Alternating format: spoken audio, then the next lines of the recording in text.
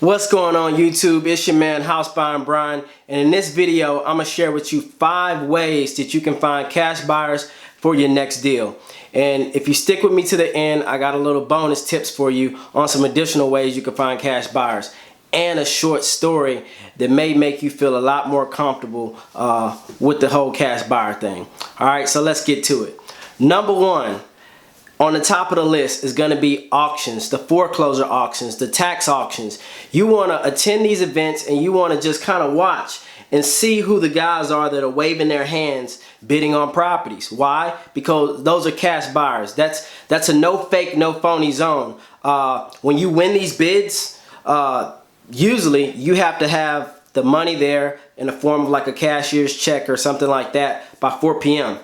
So you can't really fake that. And in my county, there's actually like a fine. They fine you a percentage of the amount of the bid you won. So that's a place you can find these cash buyers. You may want to do what you can to, network and exchange contact information.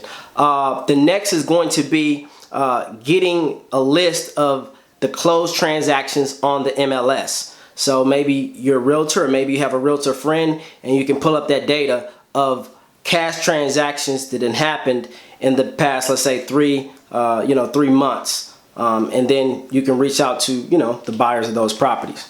Okay, that's number 2.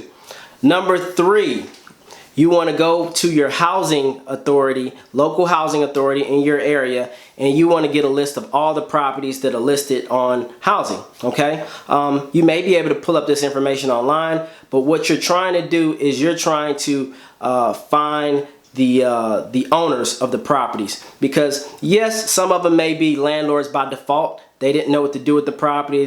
So they had to just rent it.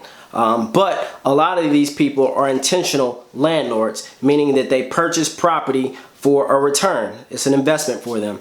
So if you can reach out to these owners, they possibly may be wanting to buy more rental properties or fix and flip projects. So that's another source of cash buyers. So another one is going to be your RIA meetings. Okay, this is your local real estate meetings, investment clubs, your meetups, and so this is going to be a area where they're going to have hard money lenders in there. They're going to have seasoned investors in there. They're going to have just a melting pot of all kind of people that are in the field of real estate, property management companies, everything. So when you go to these meetups, try to look around the room, keep your ear out to see who is interested in buying a great deal. Okay, and can close quickly with cash. So that's another source where you can find you a cash buyer. And number 5, I put this last because if you don't do it right, you can kind of rub some people the wrong way, but it is effective and it does work. And this is called ghost bandit signs. This is almost like you're fishing. You put the bait out there and you catch the fish. So cash buyers, what they do is they're always on the hunt for great deals. They're investors, okay? Whether they're buying it for a fix and flip to make a profit, or they're buying it for returns, cash flow, okay? They're always on the hunt for great deals. So what is the best way to find them? Have a great deal out. Here's an example of what we'll call a ghost bandit sign, okay? So basically it says 3 bed, 2 bath. It doesn't have to say 3-2. It just depends what's, desirable from cash buyers in your area, okay? Fixer upper, asking 40K cash, and then a phone number, okay? And you can mix that up how you want. You can put the ARV if you want on there, but what's gonna happen if it looks or appears like a great deal, your phone is gonna blow off the hook, okay? And you can put these things at like department stores, hardware stores, Lowe's, Home Depot, things like that, okay? And when they call, you just kind of vet and check, because you're gonna get a lot of tire kickers too. You never know. You could get some wholesalers calling you, okay? But that's a way that you could, get some cash buyers. All right, so now for the bonus. What are some other resources for cash buyers?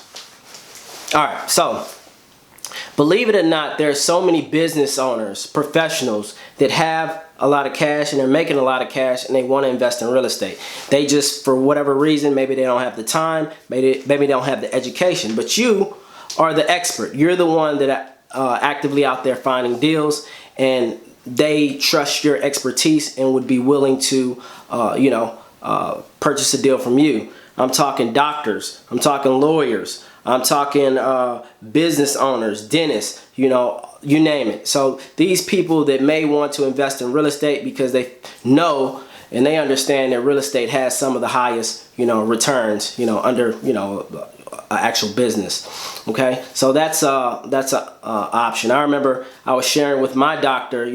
She knows what I do. She's been doing what I've been doing for years, and I can just tell how eyebrows was up that she would be interested in partaking in a great deal. Also, family members. You may have aunts or uncles that have money sitting in the 401k that's not giving the great returns. I have an uncle on standby. He's like, man, let me know. So don't get tunnel vision and always think, oh, cash buyers, I don't have any. There's so many people that want to take advantage of a great deal. All right, so here's the story. When I first started, it wasn't when I first started. I was probably a year in, but I was taking it, I wasn't really taking it serious. I was doing it every, now and then. And at the time, we didn't have any rentals. I seen a for sale by owner sign. And so I called the for sale by owner sign. Well, the contractors were in the yard. And I said, hey, how much is the house? What are the terms? How much they want down? He said, I don't know. You have to call the boss. So I called the number on the sign. Called him up and I said, hey, I'm out here by the house. I wanted to know the terms. And I don't know what he said, but the terms and the amount is something I couldn't afford at the time. And at the time I was just beginning. And the first thing I thought was like, well, I can't afford this. But he's an investor. I wonder if he's interested in being a cash buyer. So I flipped it. I said, oh, okay, yeah, that's not going to work for me. If I bring you a great deal, would you be interested in buying it? Do you buy deals cash? I was such a rookie. He said, if you got a great deal, of course. I said, okay, so what do you call a great deal? This is how he responded to me. Why are you calling me? Are you looking to buy a house or sell a house? I don't know what you want, man. And if you don't know what a great deal is, this is a waste of time. I gotta go. And he hung up in my face. I still remember this like it was yesterday. And it was like 3 years ago. I felt this small, okay, but I didn't quit.